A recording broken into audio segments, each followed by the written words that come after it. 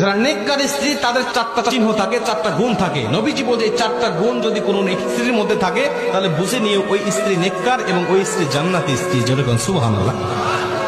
দেখেন তো আপনার স্ত্রীর মধ্যে মেলে কিনা? এই 4টা গুণের কয়টা গুণ আপনার স্ত্রীর মধ্যে আছে? মা বোনের আপনারা একটু মিলান নিজের সাথে, যে 4টা চিহ্ন বা 4টা গুণ এর মধ্যে আমার কয়টা আছে আর কয়টা নাই। যেটা নাই সেটা আপনি আমল করার চেষ্টা করেন।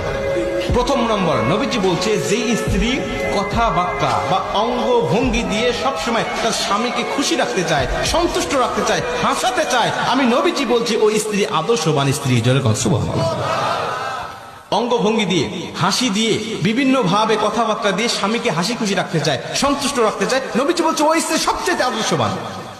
আপনি মিলান তো আপনার স্ত্রী আপনাকে হাসায় কিনা, আপনাকে সন্তুষ্ট রাখতে চায় কিনা, নাকি সবসময় মুখ গোমরা করে রাখে? যদি হাসাতে চায় বা আপনাকে সন্তুষ্ট রাখতে চায় বুঝে নিয়ে নবীজির ভাষা অনুযায়ী ওই স্ত্রী আদর্শবান। 2 নম্বরে নবীজি বলছে